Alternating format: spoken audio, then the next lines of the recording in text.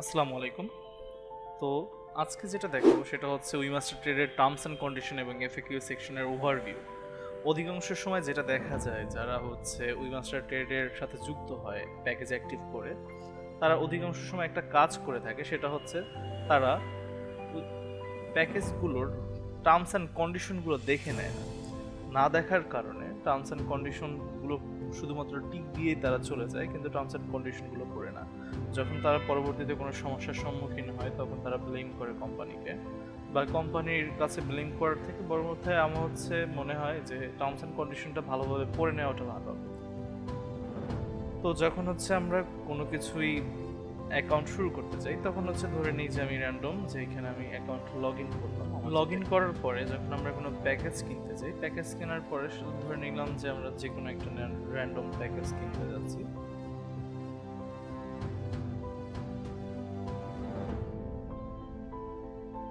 সেখানে যাওয়ার পরে আমাদের তিনটা জিনিস সে সাথে অ্যাগ্রি করতে হয়। একটা হচ্ছে টার্মস অ্যান্ড কন্ডিশন ক্যান্সেলেশন, এমন হচ্ছে refund policy, trading rule violation.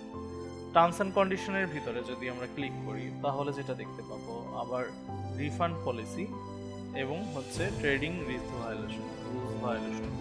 এই তিনটা যদি মাথায় থাকে তাহলে আশা করি কোনো ধরনের ভায়োলেশন হওয়ার কথা না।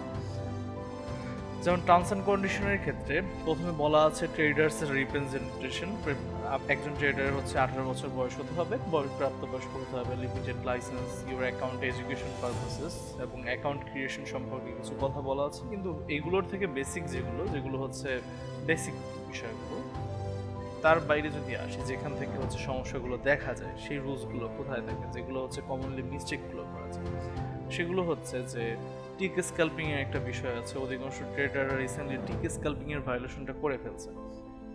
সেখানে প্রোহিবিটেড কন্ডাক্ট অ্যাট উইমাস্টার ট্রেড, যে কন্ডাক্টগুলো উইমাস্টার ট্রেড প্রোহিবিটেড মনে করে, সেখান থেকে এই সেকশনটা পেয়ে যাচ্ছে এফএকিউ উইমাস্টার ট্রেড প্রোহিবিটেড কন্ডাক্ট। সেখানে ক্লিক করা হলো। এখান থেকে দেখা যাবে যে কোন ধরনের কাজগুলো উইমাস্টার ট্রেডে প্রোহিবিটেড মানে নিষিদ্ধ। তার ভিতরে আছে exploiting errors or latency in the pricing, utilizing non-public or insider information। এগুলো বেসিক, যেগুলো আশা করি বাংলাদেশের মানুষ যেটা করে না, তবে কোনগুলো করে থাকে সেগুলো এই যে engaging in short term or high frequency trades or simultaneously entering into opposite position with intention of manipulation or abusing the system। তো এই ক্ষেত্রে করা হয় কি যে যখন একটা ট্রেড অর্ডার ওপেন করা হয় শর্ট টার্মের ভিতরে, যখন মার্কেটের প্রাইস ফ্লাকচুয়েশনগুলো চলতে থাকে, সেই সুযোগটা নিয়ে যদি কেউ শর্ট টাইমে একটা ট্রেড ওপেন করে সেটা আবার যদি ক্লোজ করে দেয়, তাহলে একটা আনফেয়ার প্রফিটটা নিয়ে তারা বের হতে পারে। সেটা অধিকাংশ প্ল্যাটফর্মই সেটা অ্যালাউ করে না। এটার বিভিন্ন কারণ আছে। ট্রেডাররা যাতে অপব্যবহার না করতে পারে এই শর্ট টার্ম সিকোয়েন্সের, অথবা ব্যাক এন্ডে যাতে সাকসেসফুল ট্রেডারদের ব্যাক এন্ডে যে কপি করা হয় তাদের ট্রেডটা, সেটা যাতে সফলভাবে ট্রেড কপি করা যায়, সেগুলো সাথে সাথে আরও মাথায় রাখতে হবে যে trading excessive or unrealistic numbers of orders in a day. যদি একদিনে মাত্র অতিরিক্ত অনেক বেশি ট্রেড হয়ে যায়, ওভার ট্রেডিং এর ক্ষেত্রে যদি অনেক ওভার ট্রেড হয়ে যায়, তাহলে এমনটা সমস্যা। Hedging between two or more WeMasterTrade accounts with any third party company or using identical trading strategies across different clients accounts in strictly prohibited.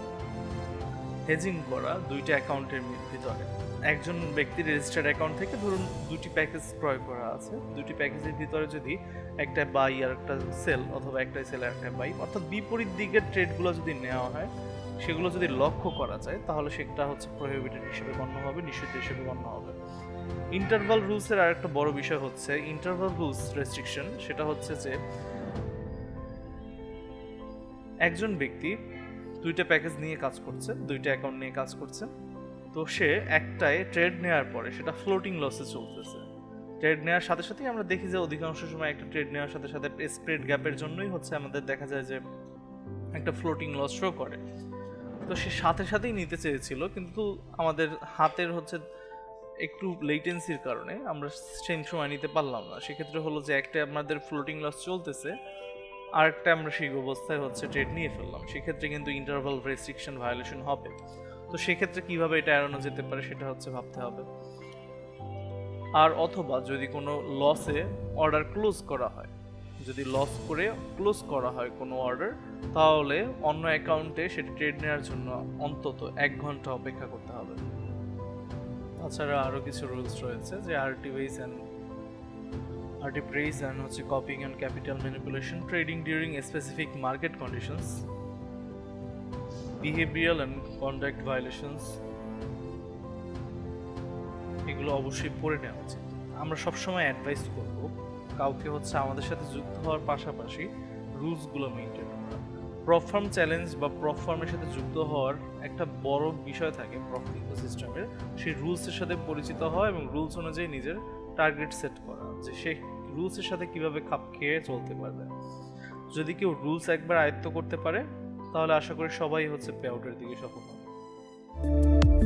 We master trade.